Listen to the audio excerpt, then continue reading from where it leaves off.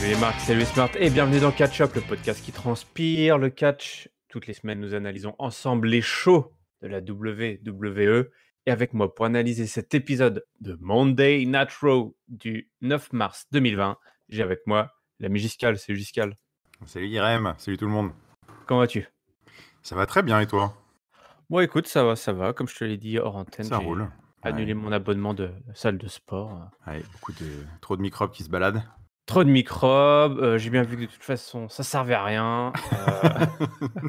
Alors j'ai fêté ça en buvant une bonne bière. Voilà, j'en suis arrivé au même constat que toi. Par contre, j'ai Passé un toujours mon abonnement, certain mais j'y âge, vais plus. Ouais, ça c'est le côté, je me voile la face. J'ai encore mon abonnement, je dis que je vais. Non, mais je vais y aller. Mais j'y vais plus. moi, ouais, je l'ai gardé pendant presque 6 mois, hein, avant de Ouais, sans ça c'est aller à la classique, ça. salle. Hein. Mmh. Ouais. Ça, Et c'est surtout propre quand aux tu vas faire procrastinateurs comme nous, ça. quand tu vas faire la démarche d'y aller, tu te motives: «Allez, je vais Ouais. annuler mon abonnement salle de sport», tu te fais une raison. Tu dis: «Allez, non, une petite dernière fois, je suis sûr», toi et puis finalement tu y vas pas, toi. Ouais. Puis après, il y a toujours la dernière barrière aussi, où pour annuler les abonnements, il faut envoyer un recommandé avec des papiers, machin. Alors du coup, tu dis OK, et puis après, tu le fais pas. Ouais, puis voilà. Alors moi, sans citer de marque, la mienne, la salle de sport où je suis, tu fais ça directement sur une borne à la salle. Ah oui, c'est très, très 2.0 là. Ouais, c'était 2.0. Bon, une fille qui était 2.0 il y a 1 an, c'était Becky Lynch, puisqu'elle était, Oui. Becky Two Bells. Tu te souviens? Becky Two Bells, c'est vrai, elle était 2.0. Ouais, elle était 2.0. Là, elle est plus que 1.0, et peut-être qu'elle va être 0.0 à l'approche de WrestleMania. Qui sait? Qui sait, puisque Shayna Baszler, est la menace, hein, la menace. On a vu un grand exploit de Shayna dans la chambre d'élimination, hein, puisqu'elle a éliminé 5 participantes. Je vous invite à écouter notre belle analyse, hein, de la chambre d'élimination avec un revenant, Raphaël, qui est revenu de son périple d'Amérique du Sud. L'équipe se ressoude, ça y est. Hein. Voilà. Bah ouais. D'ailleurs, si on peut éviter qu'ils viennent au studio en même temps que nous, parce que je sais pas quel genre de microbe il a ramassé. Oui, alors par contre, il est passé dans à peu près tous les pays à risque du monde. Donc c'est vrai qu'on a été obligé de le mettre en quarantaine. C'est ça, le studio en quarantaine. Becky Lynch ouvre. Alors ça, c'est marrant. Je me suis dit, qui va ouvrir le show à Monday Night Raw après ce Elimination Chamber sans main eventer? Rien de mieux que quelqu'un qui n'était pas au pay-per-view. Voilà, qui est apparu genre 3 secondes en train de regarder la télé. Ouais, ça en disait un petit peu long sur ce drôle de pay-per-view. Ouais. Toujours est-il que la championne est là. C'est la fini de rigoler. Elle a son opposante officielle, son adversaire officiel pour Mania. On nous repasse ces vidéos terribles, hein, de Shayna Baszler qui a décimé ces séries, on va dire ses opposantes, même si on peut pas dire décimer. Je me suis fait taper sur le doigt la dernière fois. Ah bon? Quand tu décimes, en fait, c'est par dizaines. Tu peux pas décimer quelqu'un. Ah d'accord, ok. Je ne savais pas que c'était, il y avait un sens comme ça. Je pensais pas qu'il y avait un sens au mot que j'employais. Non, mais tu sais, je pensais que décimer, c'était par rapport à, tu coupais la cime, genre tu étêtais, tu vois, genre tes adversaires, tu les décapitais. Et non, tout, non. mais, Décimer. en fait, pas du tout, quoi. Ah oui, c'est tuer un grand nombre. Quoi. Ah ouais. C'est tuer un grand nombre. Bon, écoute, c'était une demi-dizaine, voilà. Elle a demi-décimé ses adversaires. Demi-décimé ses adversaires. Ce qui est déjà pas mal. Hein. Ce qui est déjà quand même un sacré fait d'armes. Oui. Voilà. Donc, effectivement, hein, c'est une sacrée adversaire qui l'attend, mais c'est quand même une sacrée. Sac à écume, mousse. C'est pas non, alors c'est pas exactement ça, mais c'est une ordure. C'est une insulte, c'est pas une insulte très gentille, oui. Non, et surtout, alors celle-ci, elle m'a bien fait marrer, un trou noir de charisme. Oui. On sait qu'on aime bien se moquer des catcheurs et des catcheuses qui aspirent le charisme des autres pour le réduire à néant. Et on a quelques énergumènes, à la WWE, mais généralement ils finissent à main event. Vous voyez ce que je veux dire? Becky, c'est elle qui gère la division féminine. C'est peut-être une bitch, mais c'est elle qui run la division. Et elle tout simplement, elle menace, hein, Shayna, de lui faire subir un peu le même sort qu'elle a fait subir à Ronda quand elle lui avait pété la main pour lui choper le championnat et qu'elle va tout simplement lui détruire la tronche. Bon, qu'est-ce qu'on peut tortiller du cul quand même pour ce match qui Ah était là là. booké il y a 2 mois? Oui. Qu'est-ce qu'on peut faire à partir de maintenant pour les 3 ou 4 prochaines semaines pour qu'on ait vraiment de la grosse hit sur cette rivalité? Bah écoute, je pense que à part refaire à peu près la même chose que l'année dernière en moins bien, je vois pas trop ce qu'elles peuvent faire. Ouais. Parce qu'on est clairement sur une affiche. En plus, déjà, elle mentionne Ronda Rousey dans sa promo. Ouais. Et du coup, bah voilà, on y repense et on se dit, bah ouais, en fait, c'est Becky Lynch qui va se retaper une nouvelle nana du MMA, sauf qu'elle a pas du tout le charisme et l'aura de Ronda Rousey. Donc en fait, c'est la redite de l'année dernière en moins bien. En plus, il n'y a pas Charlotte dedans. Donc j'ai du mal à voir. Je pense que ce qui va se passer sur les 4 prochaines semaines, c'est qu'il va y avoir du brawl. Il va y avoir du brawl costaud. Il va y avoir du bitch qui va voler dans les promos, comme aujourd'hui. Elles vont s'insulter pour faire genre c'est legit. Elles s'aiment pas du tout. Et puis bah ouais, on va avoir rebelote.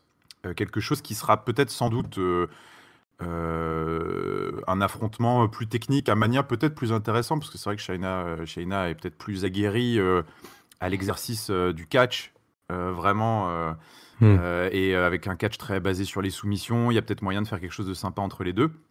Ce qui est d'ailleurs assez paradoxal, parce que je pense qu'elles vont le vendre comme une grosse baston sanguinaire. D'ailleurs, le coup de, enfin, voilà, tout était parti d'une morsure assez incroyable.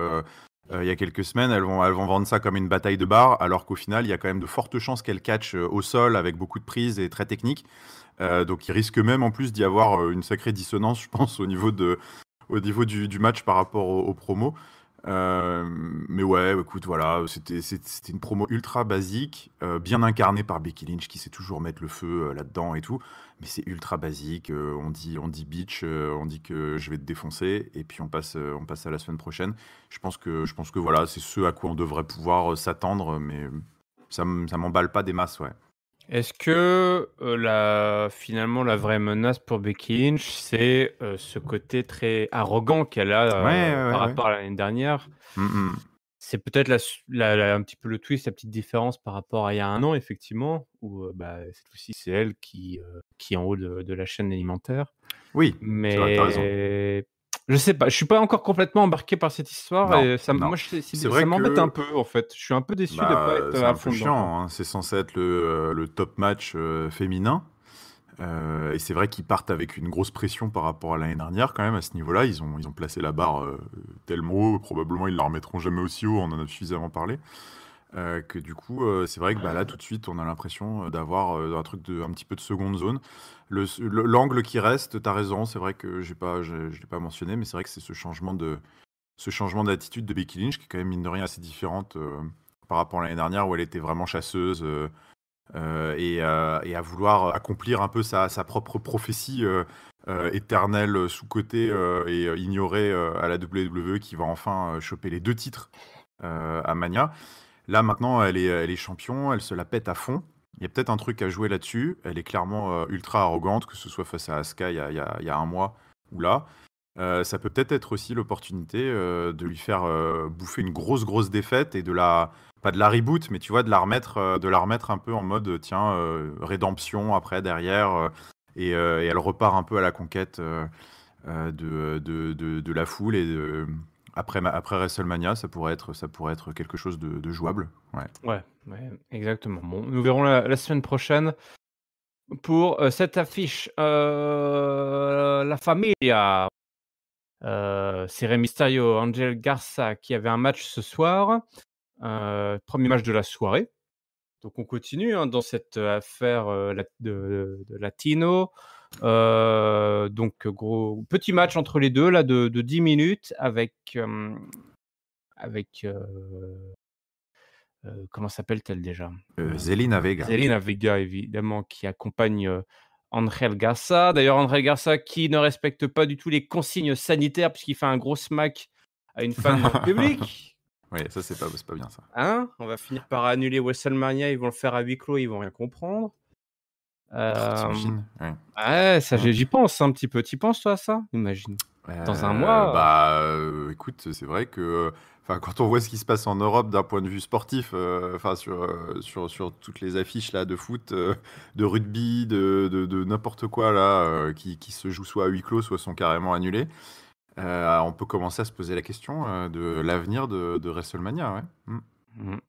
Bon, écoute, il reste 4 semaines pour trouver Pour trouver le l'antidote. vaccin. Peut-être qu'on pourrait mettre nos meilleurs, scientifiques de la WWE là-dessus. En attendant, on va pas se priver. On a eu un match entre les 2 luchadors. Mysterio qui commence costaud. Il se fait un petit peu contrer par Garza qui reprend, le dessus. Il retire son pantalon évidemment. Heu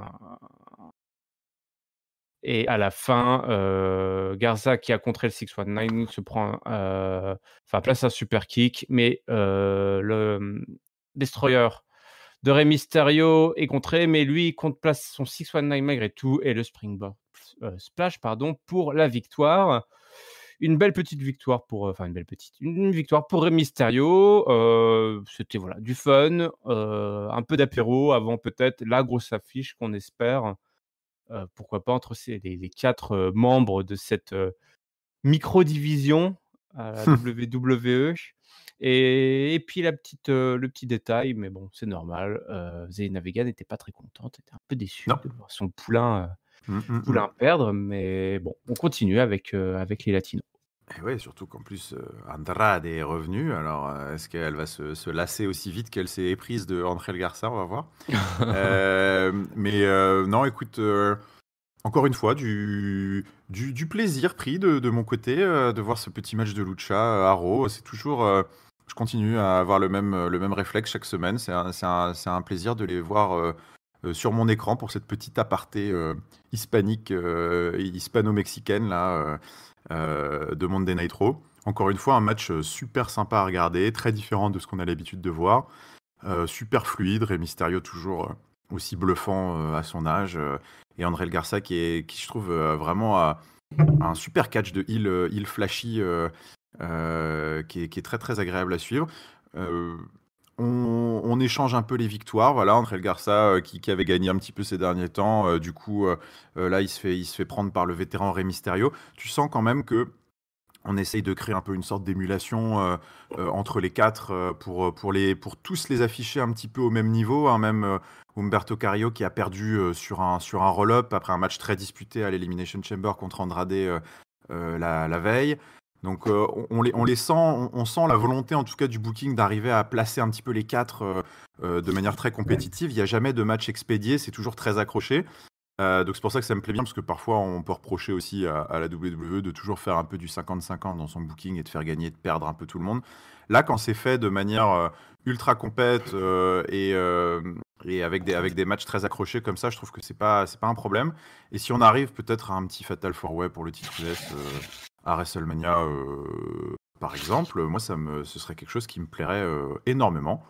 Donc voilà, je continue d'apprécier tout ça. Ouais, écoute, je te rejoins plutôt pas mal. C'est vrai que, comme tu dis, on axe vachement sur le côté, compétitif des 4 bonhommes là et on a quand même des sacrés personnages donc Angel Garza tire plutôt bien son épingle du jeu. Ah ouais, il en profite à fond, hein, ouais. Ouais, profite tant que tu peux mon petit. Profite, profite. On retourne en division, féminine, dans la division féminine puisque Charlotte est là, elle a son micro et elle nous parle de Rhea Ripley, qui est qu'elle a défié pour, WrestleMania pour le titre, de NXT. Voilà, la Rhea Ripley, c'est le nouveau jouet préféré de tout le monde, elle est, brille, tout le monde trouve ça cool pour Rhea Ripley, mais elle est un petit peu perdue là, Charlotte, parce que Rhea Ripley a dit qu'elle voulait, elle a dit, je cite, «Pour, être, la meilleure, tu dois battre la meilleure». La meilleure est Charlotte, mais en même temps, Rhea Ripley ne veut pas être comme Charlotte. Donc c'est vrai que ça n'a aucun sens, ce que Charlotte pointe, et de toute façon, Rhea Ripley ne sera jamais comme Charlotte puisqu'il n'y a qu'une seule et unique Charlotte. Profite un petit peu de ta célébrité, ça ne durera pas, ça sera vite de l'histoire ancienne. Elle va apprendre à Rhea Ripley une leçon, hem, parce que tu peux peu importe où tu es, que ce soit dans un stade vide ou un stade plein, bah, voilà, c'est la reine après tout, elle est la vraie reine, et Rhea Ripley débarque. Petite surprise, je ne m'y attendais pas. Elle coupe, Charlotte, mais Charlotte lui dit: «Attends, ma grande, ici, c'est pas NXT, c'est Monday Night Raw, c'est le royaume de Charlotte, tu peux disposer». Et Rhea Ripley lui répond par une grosse droite dans la tronche, laissant Charlotte avec ce visage qu'elle a souvent où elle a son petit sourire là: «Ah ouais, Mmh. d'accord, OK». Ouais, OK, Mmh. OK. Toi, elle se relève rapidement et puis voilà, on sent que ça l'a un petit peu titillée. Bon, bah, service minimum, hein, pour cette affiche c'est marrant, hein, ça ressemble pas mal quand même à ils ont pas joué la même, c'est pas la même storyline, mais on a finalement un peu, une double affiche là, qui se fait un petit peu miroir aussi, un peu comme les hommes avec, et ben 2, on va dire 2 vétérans dorénavant, du main roster, hein, 2 patronnes du main roster, qui vont, avoir affaire avec, 2 jeunes pousses là de la division jaune. Est-ce que dans cet exercice là, Charlotte et Rhea Ripley sont tirés d'après toi? Et ben, écoute, ouais, enfin, en tout cas, c'est c'était pas non plus, transcendant. Elle a pas réinventé, la promo. Elle a fait un peu comme Becky Lynch, en fait, Charlotte. Elle a fait le taf, au Ouais. micro. Elle a fait ce qu'elle sait faire. Elle a bien embarqué. Elle incarne bien son personnage. Elle a posé les enjeux. J mais en fait, elles partent avec un avantage sur l'autre affiche qui, pour moi, est un peu la fraîcheur du truc parce que, bah, voilà, c'est un peu inédit déjà, 1re fois que le titre NXT va être, défendu, à WrestleMania. Qui plus est face à une membre du main roster, pas n'importe qui, c'est, la nana la plus titrée, la meilleure catcheuse de toute la WWE qui descend, on va dire, au niveau inférieur, pour donner une chance à la championne d'NXT de montrer sa valeur et tout. Enfin, il y a un côté, forcément qui est plus frais, qui est plus intéressant, qui est plus intriguant, quoi, à cette affiche-là. Même si elles font le service minimum, il y a de base, on va dire, le décor me séduit plus, quoi. Donc bah, c'est vrai que j'ai pas mal accroché. J'ai été aussi, comme toi, assez surpris de voir, Rhea Ripley, débarquer. Et puis bah, là, ils ont joué sur ses forces aussi, à savoir, que c'est pas forcément le micro, elle, son point fort, c'est plutôt la castagne, hein. C'est la bagarre, c'est une brawleuse. Donc elle arrive, elle joue, sur son charisme et sur son entrée qui est réelle. Et puis, bonne patate et puis, bah, la semaine prochaine. Moi, ça m'a, personnellement, c'est vrai que ça m'a donné plus envie déjà de voir un petit peu, avec ce petit sourire un peu carnassier, là, de Charlotte à la fin, en mode, tu vois, elle aime la compétition, elle aime le challenge et là, elle est en train de se dire: «Ah ouais, la petite gamine, OK, elle en a, je vais lui donner la leçon, c'est bien, ça me plaît». Donc ouais, voilà, il y a un truc qui m'accroche plus, même si c'est simple, que l'autre affiche, ouais. Bon, on verra lesquels des 2 s'en tirera le mieux dans cet exercice. Allez, tiens, on va rester chez les filles, si tu veux bien. Je fais un petit saut dans le temps. On a eu les Kabuki J'accepte. Warriors qui étaient hystériques ce soir. La promo en japonais qu'elles ont faite était Oh là assez là, ouais. dingue. Ça a duré 5 minutes. Je sais pas ce qu'elles ont raconté. Bah, c'est Heu, l'avantage avec ces promos, c'est qu'on a elle gueule des trucs et toi, tu es là, tu te marres et tu te dis: «C'est incroyable». mais elles vivent vraiment le truc et puis à glisser 2-3 mots en anglais de temps en temps, donc tu commençais à un petit peu à caler. Voilà, elles ont un moment, elles se sont elles pleurnichaient, parce que tu avais, Ça Asuka qui était blessée suite à son match face à sa rencontre face à Shayna Baszler dans la chambre d'élimination et du coup, elle a son petit bandage et puis tu as Kairi Sane qui était là et qui pleurait: «Ah là là, Bobo, Bobo, ah Bobo, ah Bobo» et Asuka qui faisait: «Ah Bobo, ah Bobo». Et elles veulent de la compète. Elles veulent de la compète, enfin elle veut se venger quoi. Elle est enragée là, Asuka et du coup elle veut, Alexa Bliss. Elle veut Alexa Bliss, elle veut foutre la gueule à Alexa Bliss. Donc peut-être qu'on voilà, on est en train un petit peu pourquoi pas, hein? de replacer, les Kabuki Warriors, peut-être par rapport à cette histoire de ceinture tag team. À ce qui paraît, il y a une ceinture tag team, pour les filles à Il me WWE. il me semble. Avoir vu Sauf quelque que chose. c'est pas Alexa Bliss qui arrive, c'est Natalya accompagnée de Liv Morgan. Donc on a eu un match de 10 minutes entre les 4. Un match, un match correct. Donc on a eu, je perds le fil. Natalya qui est là. Oui, alors en plus, c'est Ruby Riott qui est arrivée. Ah oui, c'est ça Ah en bah fait. oui, alors il y avait beaucoup de bordel du Ouais, c'était le Riot bordel en Squad. ouais, ouais, ouais. Donc à un moment donné, donc on a un Ruby Riott qui débarque, qui reste là, planté là un petit peu, l'air menaçant. Liv, Morgan, Kairi Sane pardon, attaque Natalya au niveau de son bras parce qu'elle est venue quand même, elle Oui. a un peu vendu quand même, la grosse, fessée qu'elle s'est prise à Natalya. Au passage, franchement, Natalya, c'est un de mes tops de ce pay-per-view parce qu'elle a quand même elle a donné son corps à la science. Oui, c'est vrai. Donc les méchants ont pu en profiter. Asuka essaie de passer son armbar, et Sarah Logan arrive à ce moment-là. Ruby et Sarah, grosse brawl côté ringside. Liv Morgan qui place sa dive, qui dive sur elle, parce qu'on va continuer la rivalité entre les 3 filles. Bah oui, hein, pourquoi pas. Du coup, Natalya s'est retrouvée un petit peu toute seule, et du coup, elle s'est bouffée un gros head kick dans la tronche pour la victoire des Kabuki Warriors en 10 minutes et 45 secondes. Les Riot Squad, la grande histoire de cette route pour WrestleMania. Aïe, aïe, aïe. Est-ce qu'on a là du main event matériel? Ah bah J'ose écoute, poser la question. tu oses. Moi, je me demande si un triple threat entre les 3 aurait même sa place dans le pré-show de WrestleMania. Je pense pas. Et je dis ça sérieusement en plus, hein, je pense même pas que ça a sa place dans le pré-show. Donc en fait, du coup, je sais même pas pourquoi est-ce qu'ils continuent à faire quelque chose autour d'elle. Parce que c'est probablement quelque chose qui va se dérouler dans la Sneakers Mars Nestlé Battle Royale du pré-show là, avec les filles. Oui, voilà. Elles vont se battre dans la bataille royale et puis elles vont s'éliminer. C'est peut-être une des 3 qui va gagner, j'en sais rien. Déjà, j'étais content qu'ils aient pas trop, ils nous aient pas fait l'injure, on va dire, de trop axer l'Elimination Chamber autour de ça, parce que pour nous faire croire qu'on en avait quelque chose à foutre. Donc c'est bien parce qu'elles ont été toutes éliminées par Shayna Baszler avant même de pouvoir raconter quelque chose. C'était assez rigolo. Donc là, ouais, je sais pas pourquoi est-ce qu'on continue avec ça. Écoute, au lieu de se concentrer sur les championnes tag team qui, comme tu dis, ont une ceinture, ont une place à WrestleMania plus légitime quand même à briguer, et pourtant, on profite pas là. Ça y est, là, c'est la dernière ligne droite. Là. Le dernier pay-per-view est passé. Les Kabuki Warriors, c'était l'occasion, je sais pas, de les faire affronter une vraie équipe, de commencer à faire quelque chose. Ou alors elles aussi, elles vont finir dans la bataille royale Sneakers. Là, je sais pas, mais C'est pas impossible. c'est pas impossible, hein, mais bon.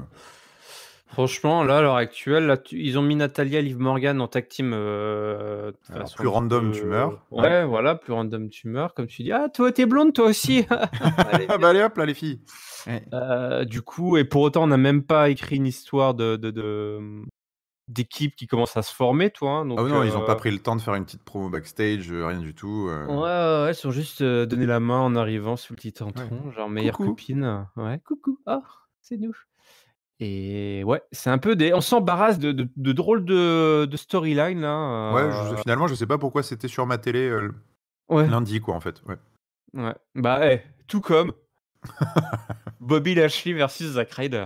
Ah oui, alors ça Qu'est-ce que aussi. ça foutait sur la télé? Je me suis dit, oh putain, je me suis gouré, j'ai pas téléchargé le bon fichier. Lashley qui a roulé sur Zack Ryder, voilà, en moins de 2 minutes. Un Ouais. squash délicieux. Comme Délicieux. dit Souka. Ouais, c'est pas. J'imagine que c'est parce que il va falloir lui trouver un match au garçon, mais du coup, c'est bizarre de pas commencer quelque chose aussi. Enfin, je sais pas. J'ai vraiment. Ça, c'est des segments, tu vois. Là, c'est les 2 dont tu parles. Je me demande vraiment à quelle période de l'année on est, quoi. J'ai vraiment pas le sentiment que WrestleMania c'est dans 4 semaines.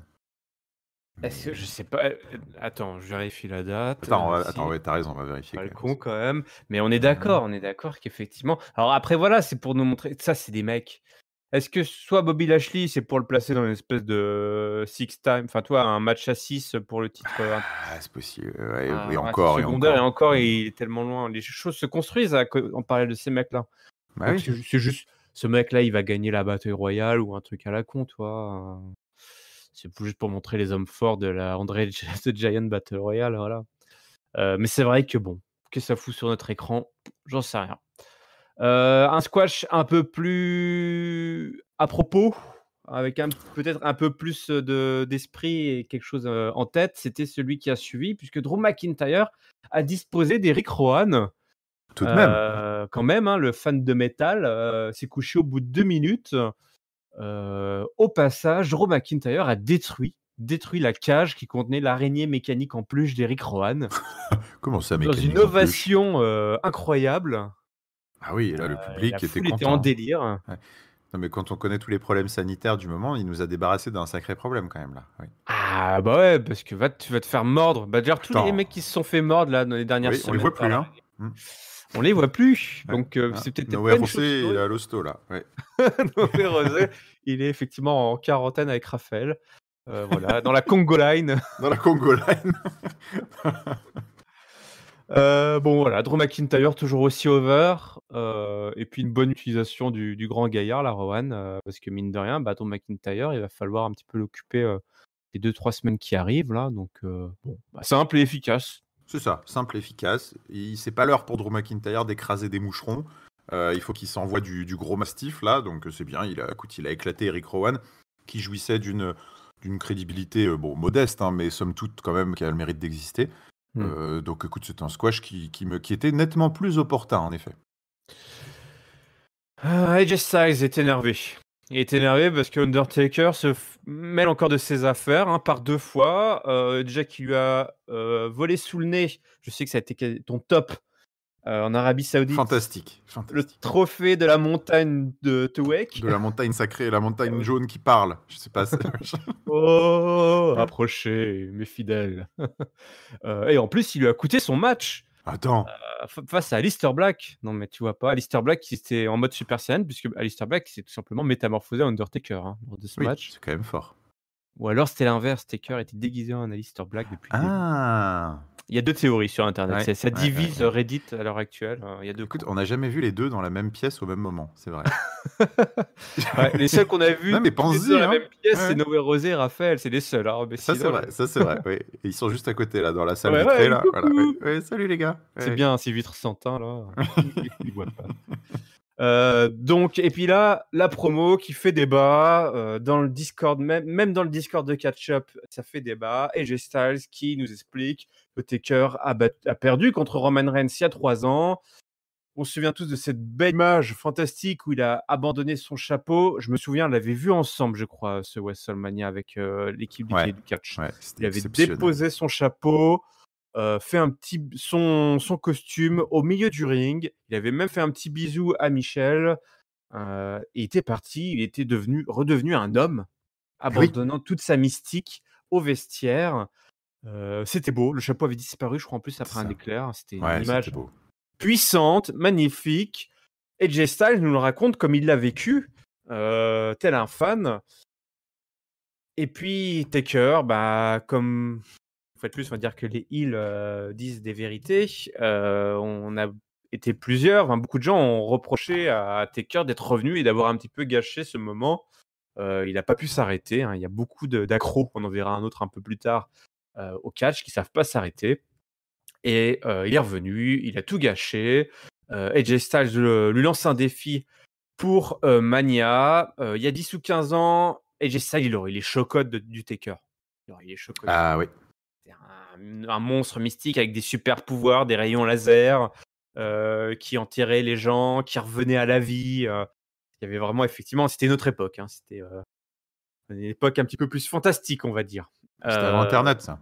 Ouais, c'était avant Internet, il y avait X-Files, voilà, il y avait tout ça, on y croyait. Maintenant, c'est que de la fake news, tout le monde, voilà. On est dans le monde du réel, il n'y a plus de fun. C'est no fun allowed. Et surtout, voilà, quelque chose qui a fait grincer des dents. AJ Styles nous a expliqué que le Taker n'était devenu plus c'est un homme brisé, un homme connu sous le nom de Mark Calloway. Donc, on brise le kayfabe, on balance les noms, les adresses des catcheurs. Le Twitter, l'Instagram. On les swat en direct pendant leur live. Et ça a cause. Alors, moi, c'est presque le truc qui me fait le plus chier dans cette histoire, puisque, il nous explique AJ Styles, à la manière d'un autre catcheur il y a une semaine, que tout ça, c'est à cause de sa femme, Michelle McCool, qui, grosso modo, l'a un petit peu ensorcelé et que du coup, c'est à cause d'elle qu'il est toujours là, et que du coup, la femme du Taker, Michelle, va l'entraîner, dans les profondeurs du monde et que lui va l'aider et il s'assurera même qu'il va tuer le Taker. Il va s'assurer que le Taker meurt sur le ring à Mania, du coronavirus, qui va prendre son âme et repartir avec. Tout ça va probablement, se terminer dans un casquette match, donc un match du cercueil, vu comment la promo a un petit peu tourné et surtout on aura une signature de contrat la semaine prochaine qui a été officialisée. Qu'est-ce que Ouais, tu alors as ça aussi, je suis très surpris de la signature de contrat, mais OK. Ouais, C'est bien la première fois, je pense, que le Taker signe, fait une et signature de qu'est-ce qu'il va contrat pour signer du Mania, coup? non? Taker ou Je sais Callaway? Ah bah, tiens, bonne question. Oui, c'est vrai ça. Bon Je sais alors, pas. toi tu fais partie de ceux qui ont un petit peu grincé des dents, il me semble, Ah ouais, lors de cette alors, c'est promo. plus grincer des dents, j'ai détesté la promo, j'ai J'ai trouvé vomi. j'ai vomi, j'ai vomi. Non, je trouve que en fait, je suis vraiment très, très déçu et très, très surpris, qu'un mec comme AJ Styles qui est un patron du business, enfin, vraiment depuis des années, ait pu accepter, de faire une promo comme ça. Et que même que le Taker aussi ait pu accepter d'être impliqué dans un truc comme ça, je trouve que c'est nul. Toutes les promos qui visent à casser le kayfabe, à montrer les coulisses, ça fait peut-être marrer tous les mecs qui sont tout cool, enfin genre trop cool pour comprendre que c'est du spectacle et tout. Enfin, ok, mais en fait, je trouve que ça détruit vraiment tout l'intérêt même du catch. En fait, c'est pas honteux, même encore aujourd'hui avec toutes les rumeurs et tout ce qu'on sait. Il y a rien de honteux à faire comme si, à continuer à faire semblant, à continuer à jouer le jeu, à continuer à garder les rideaux fermés. C'est le principe, c'est l'essence même du catch en fait, hein, de maintenir le kayfabe en toutes circonstances. Sinon, il n'y a plus aucune raison à regarder un spectacle où des mecs se tapent pour de faux et jouent la comédie dans des matchs prédéterminés. Tu peux pas, en fait, c'est juste l'inverse de tout ce qu'il faut faire. Et je suis assez d'accord. C'est vrai qu'on a eu on a eu quelques débats sur le Discord là-dessus. Et Raphaël, d'ailleurs, avait fait un parallèle que je trouve assez juste où on peut accepter, tu vois, par exemple, quand c'est quand c'est pas des gimmicks à part entière comme l'Undertaker, tu vois, quand c'est en effet, il a mentionné l'exemple de Triple H et Batista qui du coup, ah putain, là c'est sérieux, cette fois c'est Paul et Dave qui vont se taper dessus, c'est pas Triple H et Batista. Bon, parce que c'est pas vraiment des personnages à part entière comme l'Undertaker. Ça reste, ils ont plus des noms de scène que vraiment des gimmicks à proprement parler, ces Ouais, mecs-là. comme je disais, c'est comme, enfin des artistes qui ont des surnoms, des Voilà, rappeurs ou c'est voilà, les ça, mecs, exactement. C'est comme si un rappeur, en effet, utilisait le vrai nom civil d'un autre pour le trasher. J'ai pas trop de problème, même si je trouve qu'on flirte encore avec la limite qui est propre un peu de plus en plus à l'époque actuelle, qui fait que, voilà, maintenant, dès qu'on veut faire une feud sérieuse, on n'a plus aucune autre inspiration que de dire, ok, là mmh. cette fois je suis vénère, là c'est pour de vrai, maintenant je vais t'appeler par ton prénom et je vais te défoncer. Genre ça veut dire quoi? Ça veut Ouais, dire que c'est genre on arrête de faire semblant parce que ce ouais, c'est qu'on fait ça, jusqu'à aujourd'hui, si on fait semblant. voilà, c'est jusqu'à aujourd'hui, c'était du mytho et tous les autres matchs de la carte, c'est du mytho en fait, c'est quoi le délire? Donc déjà je trouve que c'est très limite, mais alors là on passe à un stade au-dessus parce que l'Undertaker ça n'a rien à voir, enfin c'est vraiment c'est un personnage, c'est une mystique, c'est un truc. Tu casses tout quand tu l'appelles par son vrai nom, quand tu dis qu'il est marié à Michelle McCool, que tu c'est débile, qu'est-ce que tu essayes de prouver donc en fait voilà, maintenant on a cassé le truc, donc il va pas affronter l'Undertaker, il va affronter le mec qui joue l'Undertaker, donc super, très Mmh. intéressant. Euh, et puis bah non, en fait, je déteste ces promos pour tout ce que je viens d'expliquer parce que je vois pas le délire de vouloir déconstruire tout le décorum qui fait le charme de ce qu'on commande chaque semaine en fait. Donc je trouvais que cette promo était juste nulle à chier et je n'ai déjà quasiment plus aucun intérêt dans ce match puisque j'ai absolument pas envie de voir Mark Calloway affronter AJ Styles. Moi, j'ai envie de voir l'Undertaker affronter AJ Styles et qu'il fasse son entrée, qu'il envoie des éclairs et que ce soit comme quand j'étais gamin. Et voilà, enfin, ouais, amusez-vous, mais ce sera pas avec moi là. Est-ce que du coup, effectivement, la promo commençait plutôt bien, moi j'ai trouvé, toi, où effectivement il expliquait, concrètement, historiquement, ça y est, Taker, tu perdu, tu tirais ton chapeau et finalement tu reviens et ça, c'était plutôt pas mal. Ils auraient pu Oui, ça effectivement c'était très bien ça. Ouais. s'arrêter là, hein. Grosso modo, Jessa lui dit: «Mais en fait, t'es juste, tu un fantôme, de ce que t'étais avant, mais tu Ouais. tout perdu» et ça pouvait suffire effectivement. On est monté très rapidement. C'était assez inutile, c'est vrai. On n'était pas encore à un stade, à la limite et encore, toi tu serais contre, mais tu pourrais comprendre ce genre d'approche si vraiment on partait dans un délire de 2 mecs qui se sont connus pendant des années, j'en sais rien, Oui, en soit plus. un Triple H ou, j'en sais Et rien, puis toi oui, et qui puis en sont plus, c'est la première fois qu'ils se croisent, c'est AJ ça. Styles, c'est pas un nobody à la WWE, je vais pas insulter non plus, mais enfin, il a clairement pas la place dans l'histoire qu'a l'Undertaker, et ils ont jamais eu un match, jamais eu une interaction, rien. Le mec, ça y est, il commence à balancer des pipe bombes entre guillemets, genre sur le Taker, comme s'ils avaient une histoire de 15 ans. Ouais. Ça va quoi. Ouais et puis moi, ce qui m'a pas plu, c'est voilà, je trouve que ça ressemble vachement avec, enfin, c'est la même, c'est on va dire, c'est le même argumentaire qu'utilise en plus, Randy Orton pour sa rivalité avec Edge. Je déteste que tu as un peu des doublons comme ça là. Qu'est-ce qu'il ramène Ouais. Michel McCool? On s'en fout. Enfin, genre, c'est Oui. Michel McCool qui, On a œuvre en rien à foutre. secret, Enfin, pour, donc super, ça veut dire qu'elle va être à WrestleMania, qu'il va y avoir un spot avec Michel McCool, ouais, machin. Et ça se trouve, Michel McCool, il va monter sur le ring, il va faire un Styles Clash à AJ Styles, c'est probable. ouais, Enfin, bah, pas un Styles Clash, du coup, je sais plus comment elle appelait son finisher d'ailleurs, parce que c'est le même. ouais. Mais enfin, bref. C'est probablement d'ailleurs ce qui va se passer. Mais enfin, en fait, c'est la version non kayfabe et nul à chier j'ai l'impression, de la rivalité avec CM Punk à l'époque, où justement il était allé taper dans ce que faisait la mystique du Taker, mais en conservant le kayfabe. Il s'était grimé en Paul Bearer, il avait piqué l'urne, il l'avait vidé pour se moquer un petit peu du personnage de la mystique du Taker, mais pas en la dénigrant, enfin si en la dénigrant, mais pas en cassant le truc, juste en s'en servant pour se moquer de lui. Là, il s'en sert pour détruire carrément le personnage et je comprends pas trop. Non, effectivement, ouais, ça m'a pas voilà, j'ai pas vomi en voyant la promo, mais c'est vrai qu'en digérant un petit peu, ça je comp en fait, je la comprends pas. C'est vrai que je vois pas ce que ça apporte, en fait.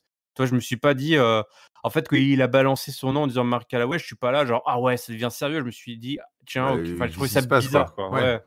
Qu'est-ce qui se passe? Alors Pourquoi ouais, il, t'as tout le public c'était pas Philadelphie d'ailleurs, ouais, je sais plus. ah, T'as tout le public qui fait ouh, genre ah putain, il a dit son vrai nom et tout. Waouh, c'est la folie parce que bah ouais, nous on connaît parce qu'on est allé sur internet, on connaît son vrai nom et tout. Ouais. Et putain, on s'en fout. Enfin, genre, on s'en fout. bon, bah, écoute, on va bien voir, hein, carton rouge, j'ai l'impression, là, de la part de Gros carton JK, là. rouge. Ouais, ouais. Aïe, aïe, aïe, peut-être spoiler le flop. On laisse là, hein, AJ Styles, le Taker, puisque de toute façon, la semaine prochaine, et ça va te faire plaisir, le Taker va venir signer un contrat. Donc Ouais. il va arriver en chemise, costume, Ouais, bah Mark là, Calloway. autant y aller à fond, les gars, hein. Ouais, Ouais, ouais, c'est ça, qui viennent en en short. sandales. Ouais, Ouais. c'est ça. Qui viennent avec sa femme, ses enfants. Ils ont des enfants ou pas? Je sais pas. Ah bah, j'imagine, ils vont nous sortir toute la Allez, famille les alors, photos de enfin. famille et tout. Ouais, c'est bon, hein. Il va avoir Moi, le sourire, la banane, y il a va pas être de bronzé, problème. Ouais. tu vois? Qu'il fasse son petit discours d'acceptation du Hall of Fame en même temps. Comme ça, on n'en Ouais. parle plus. C'est réglé. On en est où? Ah bah tiens, Riddick Moss a battu Cedric Alexander, voilà, en 2 Il minutes, un autre continue squash. Voilà, Riddick d'enchaîner. Moss, 24/7, il renvoie, tous les jobbers à main event, j'ai Ouais, l'impression. écoute, voilà. C'est un peu le The Fiend du 24/7, c'est-à-dire, chaque fois que tu croises la route de Riddick Moss, tu es renvoyé dans les profondeurs de toi-même et on te revoit plus jamais vraiment. Surprenant quand même, hein. Je sais pas ce qui s'est passé avec Riddick Moss, mais je sais pas quel. Il a un petit coup de chaud en ce moment, mais Ouais, ouais, tant mieux, tant mieux ouais, pour lui. Je sais pas non plus trop ce que ça fout sur ma télé, mais ok. Ouais, parce que le mec, il a carrément hacké le concept même du 24/7 au passage. Ouais, parce que Parce que maintenant il fait des matchs pour le titre. Tu vois, voilà, genre, c'est devenu une ceinture c'est devenu une ceinture. quaternaire, quoi. Voilà. C'est devenu une ceinture. Une vraie Ouais. ceinture, je veux dire, que tu C'est défends. devenu le dans des- TV Championship ouais, de l'époque. Ouais, Ouais, c'est exactement. Donc, j'aimerais bien, à la limite, pourquoi pas pendant 1 an, Riddick Moss qui bat tout le monde pendant 1 an. Tous les jobbers. Voilà, ça pourrait être ça. Écoute, ouais. Moi, il a battu Ricochet, ça me va. Mission accomplie. MVP, tu là. Alors, je sais pas, s'il a commencé à parler pendant la pub. MVP, qui est toujours très bon micro. Hein. Il veut construire Il est une fort. nouvelle faction avec des petits jeunes, des gens qui va pousser, parce qu'il va pouvoir guider, voilà, accompagner à s'accomplir. Il a un gars en tête. Il pense à qui? Il pense à Edge. Il veut construire une nouvelle faction autour de Edge pour. Pas con, le mec. Bah, je sais pas, vu ce qui s'est passé, il y a Ouais. peut-être pas été Mais si il aurait malin pu que ça. construire autour de Riddick Moss, il a l'air en forme. Bah Bon, oui, c'est vrai. il a pas voulu. Bon, quoi. Peut-être qu'il va se rabattre sur Riddick Moss Ouais, après c'est ce son qui s'est deuxième passé. choix. C'est peut-être son deuxième choix. Edge est là. Edge arrive à ce moment-là dans sa voiture. C'était annoncé. Il arrive, il est dans la bagnole. Il arrive sur le ring. Il prend le micro de MVP ou il prend un deuxième micro et puis il interpelle Orton parce qu'il est venu là pour choper et péter la gueule à Orton. Vas-y, ramène ton petit cul. MVP fait ouh, je suis là. M'oublie pas.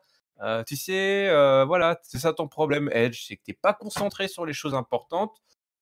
T'es concentré sur les choses qui va pas, qui servent à rien, comme ta femme. Donc quoi qu'est-ce qui se passe? Alors Edge il devient fou, il est sur ce, c'est les yeux qui vont sortir des orbites quoi, les globes oculaires qui sont immenses et il le spire.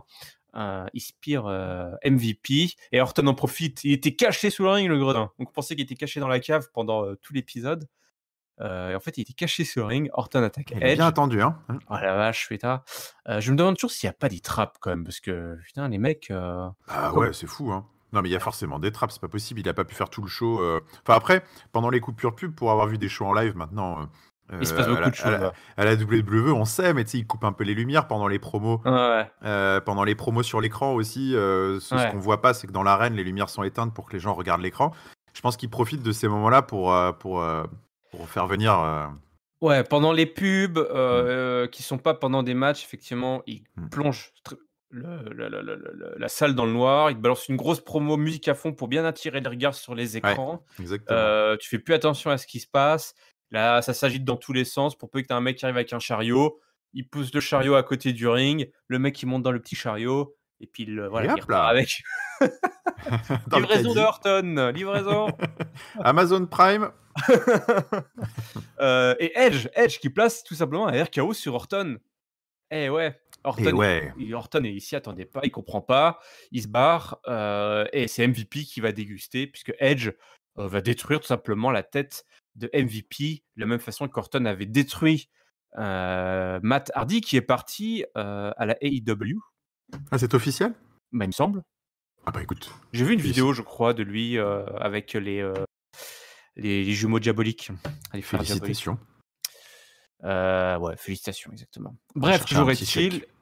C'est ça. Oui, lui, il va se mettre bien pour pouvoir construire une nouvelle piscine dans le Matt Hardy, le Hardy Compound. Enfin, je dis ça, mais non, c'est sans doute pour la passion du catch, du vrai catch. Ce n'est pas incompatible. Hein. Tu le sais tout comme moi. C'est vrai. MVP, donc, qui est détruit par Edge, qui lui place en plus un RKO sur la chaise, et puis la fameuse Concerto. 2 fois.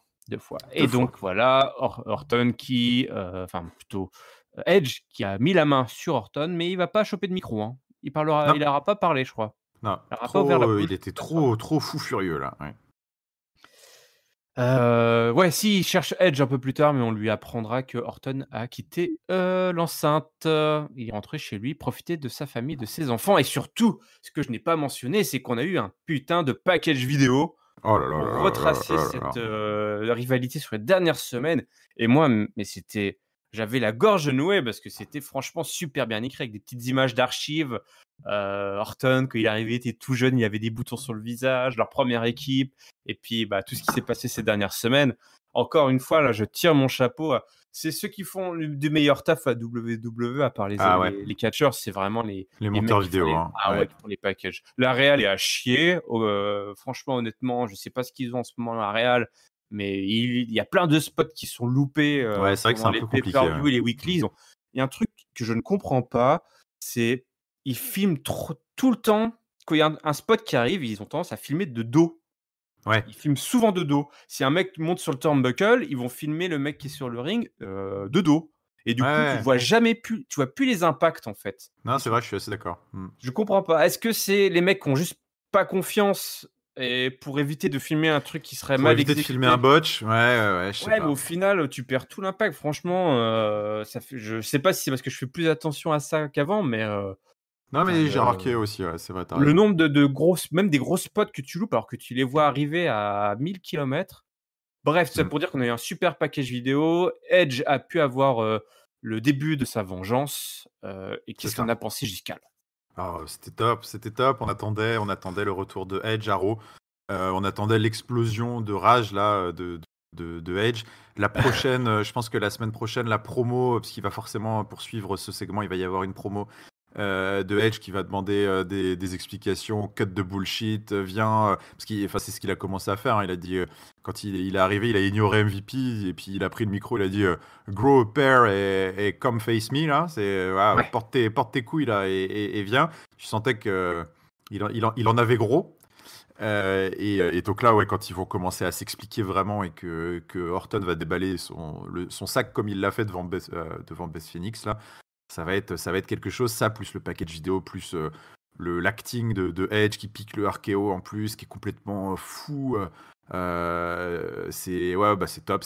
C'est de la feu de Made in WrestleMania par excellence. C'est des mecs, ça s'écrit tellement tout seul. C'est là où c'est vrai que la WWE enfin, c'est presque trop facile pour eux parce que c'est ça aussi d'avoir 30 ans, 40 ans d'archives vidéo et là en l'occurrence, enfin voilà, 20 ans presque de rivalité entre les deux hommes, c'est que bah limite après c'est simple quoi, t'as plus qu'à piocher, à faire un truc magnifique et puis de laisser deux super professionnels raconter le reste au micro et à bien jouer le truc et ça roule quoi.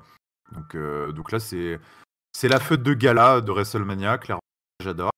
Et j'ai très très hâte de voir les deux s'écharper au micro avant de se détruire dans le ring à WrestleMania.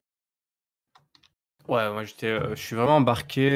C'est vraiment, je trouve, probablement l'histoire la mieux écrite, la plus intense, quoi, à Ouais, l'approche de WrestleMania. Ça, c'est une vraie affiche de WrestleMania avec de l'intensité. Alors évidemment, ils ont toute l'histoire derrière eux, c'est des vétérans et tout, mais c'est super bien écrit, ils mettent les petits plats dans les grands. Et c'est vrai que Edge, ils l'ont fait bien poireauter avant qu'il revienne, mine de ah rien. ouais, ils nous ont fait bien fait mariner, mais du coup ça rend c'est vrai son retour et son explosion encore plus forte quoi. Ouais. Entre-temps, on arrive au main event. Il s'est passé tu me dis, hein, si j'ai oublié des choses, mais il s'est passé 2-3 Je trucs pense backstage pas. avant. Aleister Black a croisé le chemin de Seth Rollins, qui veut un petit peu l'embrigader, lui dire: «Vas-y, rejoins-nous, rejoins le côté obscur de la force». L'autre lui dit: «Mais attends, tu utilises des mots de bagarre là, tu me provoques. Tu toqué à la porte ou quoi?» Genre: «Hein, c'est ça, tu toqué à ma porte? Allez, moi j'accepte ton défi». Du coup, on a un match entre Black et Seth Il est Rollins. susceptible hein, ce Black. Ouais, Oh ouais, tu peux rien lui dire le mec, quoi. ouais, Genre, ça te dirait de toi, bah, genre le direct mec tu toques à sa porte quoi. il veut Ouais. chiller, il dit: «Ah vas-y, tu veux passer la petite soirée avec nous Ouais. tranquille?» Fais «Quoi? Vas-y, Quoi? quoi? Vas-y, cherche la bagarre, la bagarre! Cherche la bagarre!» Attends, oh le manouche. Du coup, bah ouais, on se retrouve avec, un match Rollins-Black qui ne va pas aller jusqu'au bout puisque Buddy Murphy, provoque une disqualification. Et après, alors, tout ça, ça a duré quand même une grosse demi-heure, hein, tout Oui. ce main event, c'était assez long. On a un gros beatdown puisque AOP se joint à la fête. Puis les Viking Raiders, je savais pas qu'ils Oui, étaient encore dans sont de l'équation.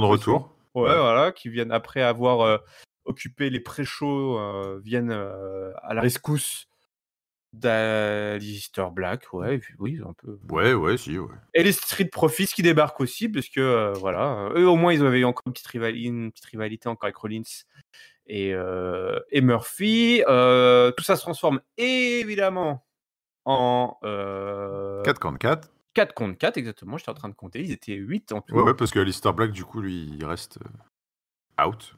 Je pense qu'il s'est passé. Ah oui, t'as raison. Ah bah oui, Ouais. oui, t'es plus là. Ouais, bah oui, il s'est fait quand même tabasser après tout. On Ah se oui. souvient que quand il s'était fait bousculer il y a eu 2 ou 3 semaines, il avait vendu la blessure pendant tout Oh là. l'épisode en mode Oh là là, oui. au bout de ma vie. Donc c'est un GOAT fragile. Voilà, Oui. Alistair Black.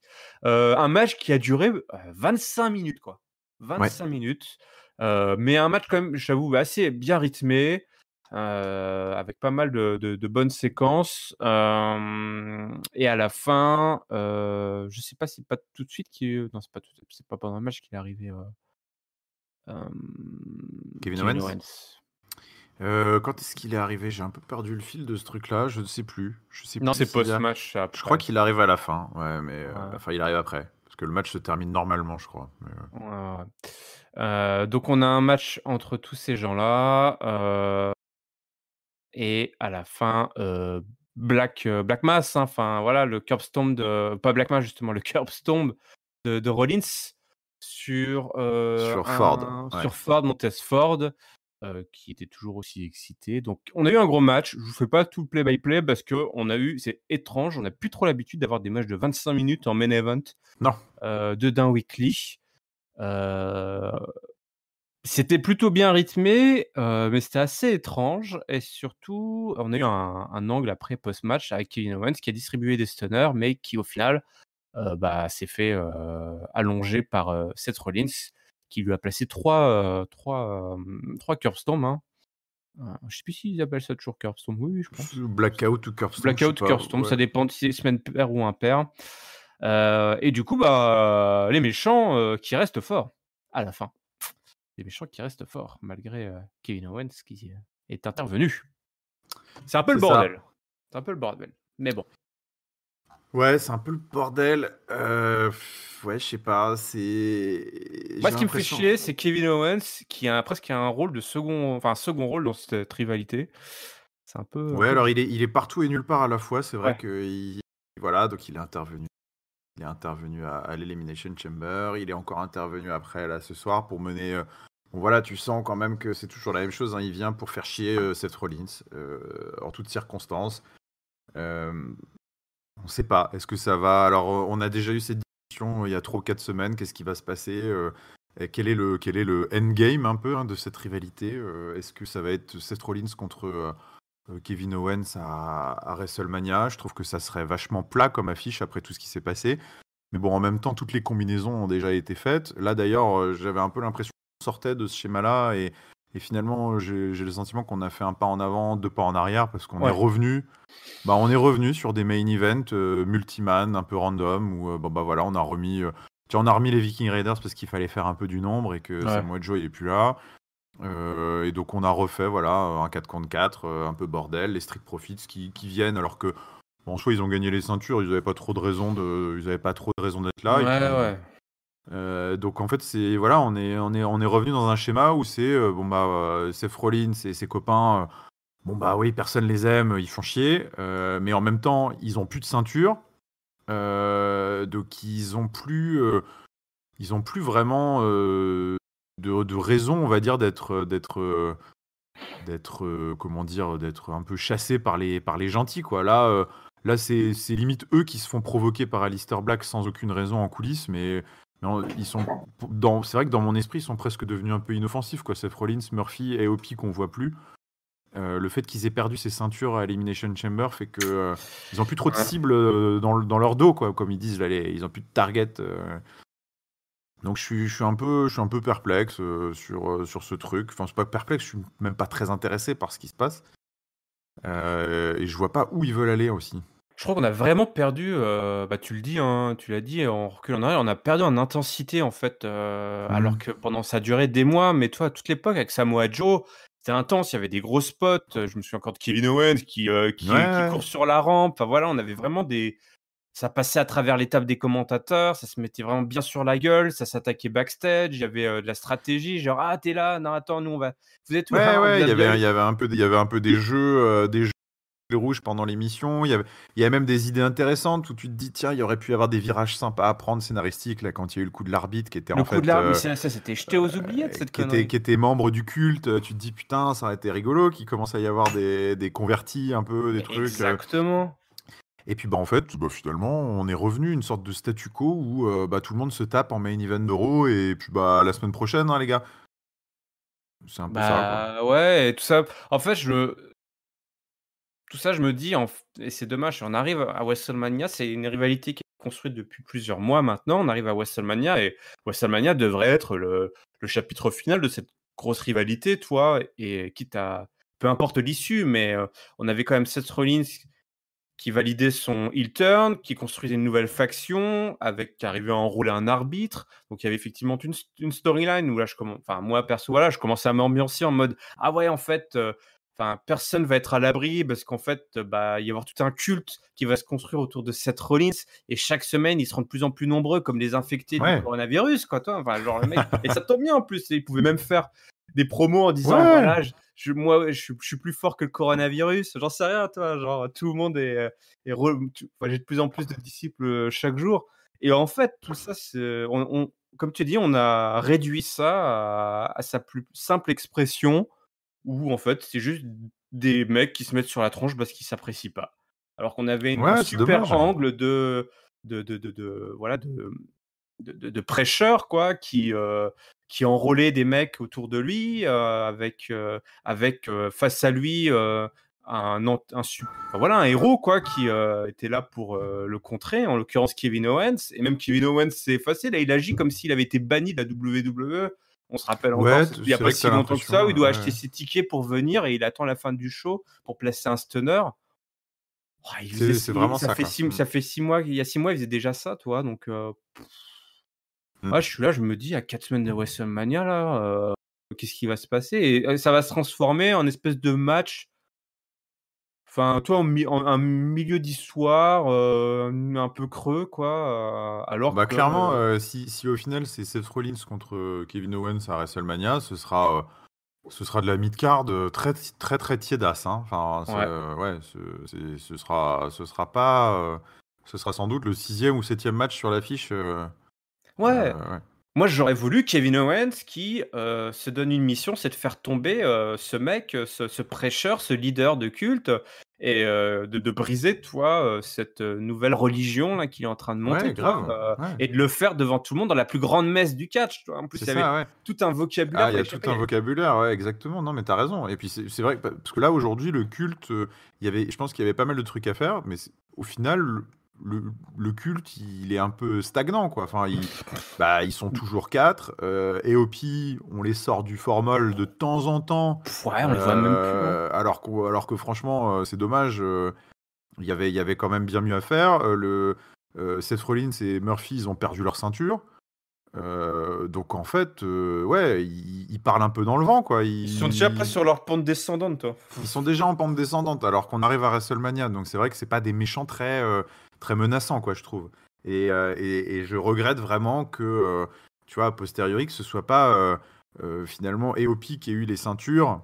Et que ce soit, et que tu vois que les Street Profits, peut-être ce soit Street Profits contre AOP à WrestleMania pour une prise de titre, et que pour le coup, que ce soit un peu une sorte de guerre, de méta-guerre un peu sur toute la carte, où tu as les Street Profits qui auraient chopé les titres d'AOP, tu aurais eu Kevin Owens contre Seth Rollins, tu aurais eu, je sais pas, Murphy contre Samoa Joe, ou je dis quoi, mais que du coup ça se passe un peu à tous les étages, parce que il aurait fallu pendant des semaines, le culte il se serait développé, ils auraient eu toute une emprise un peu sur le show, et qu'il aurait fallu s'y mettre à plusieurs matchs pour les démonter. Mais là, en fait, ils sont déjà un petit peu morts, quoi. Donc, je sais pas trop, quoi. Ouais.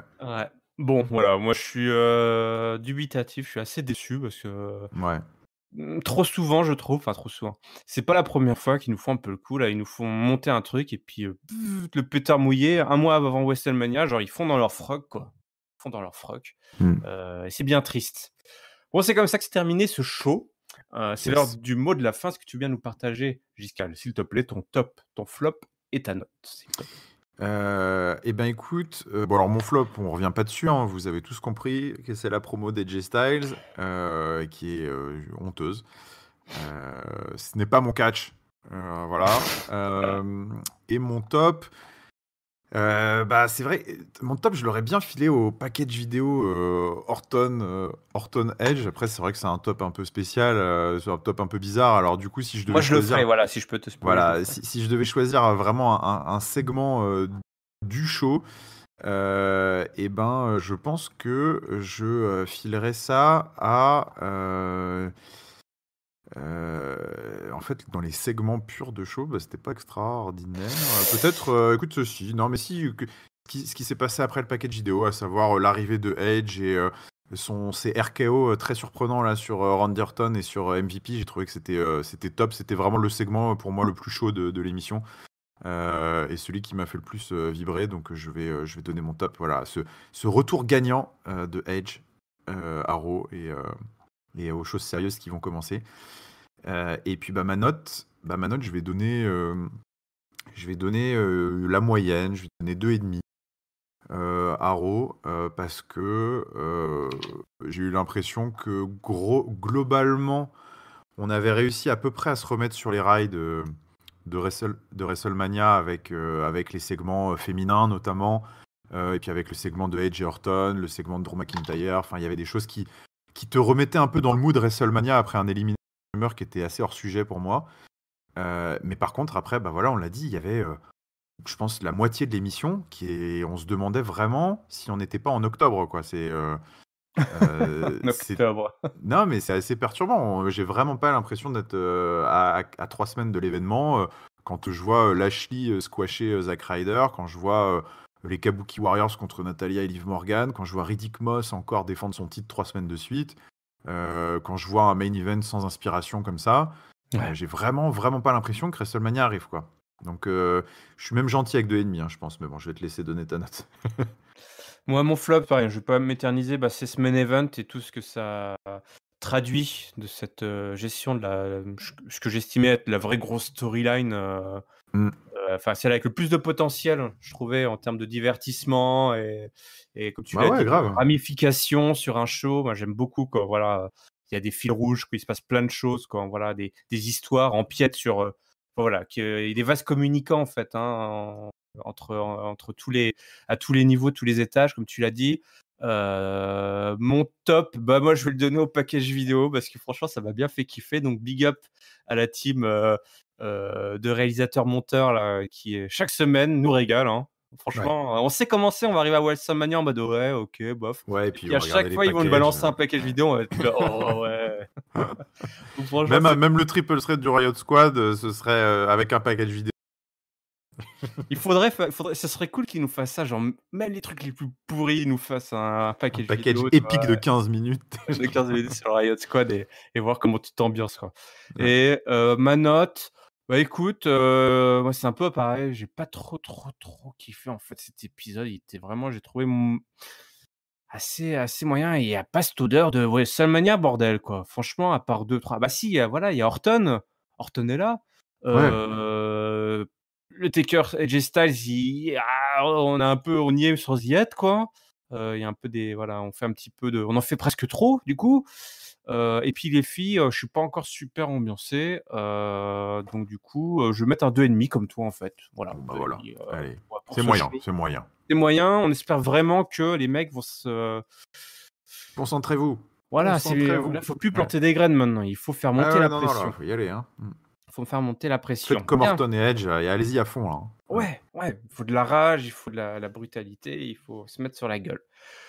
Catch up, évidemment, vous pouvez nous suivre, hein, chaque semaine en podcast sur les plateformes Mojo, Apple Podcast, Google Podcast, PodCloud, Spotify, Deezer, également YouTube. N'hésitez pas à laisser en commentaire ce que vous avez pensé de cet épisode, votre top, votre flop et votre note. Est-ce que vous pensez qu'AJ Styles est allé trop loin en balançant l'adresse, l'âge, la date de naissance, Il a même balancé le Gmail le de Gmail du Taker. Taker, mais non, mais attends, son compte Son nom, MySpace. d'ailleurs, il doit avoir une adresse club internet, lui. Ouais.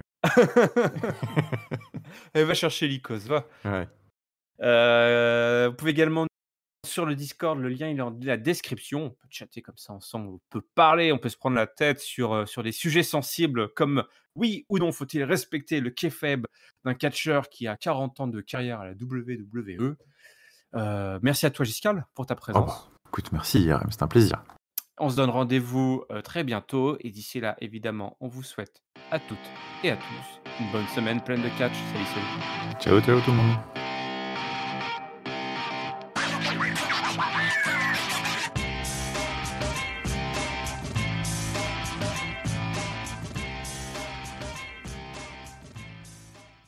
Qui c'est qui me parle? If it's too much for you right now, that's no problem. Ok, mais me parle pas là, les Anglais là, ça y est. Allez vous faire foutre.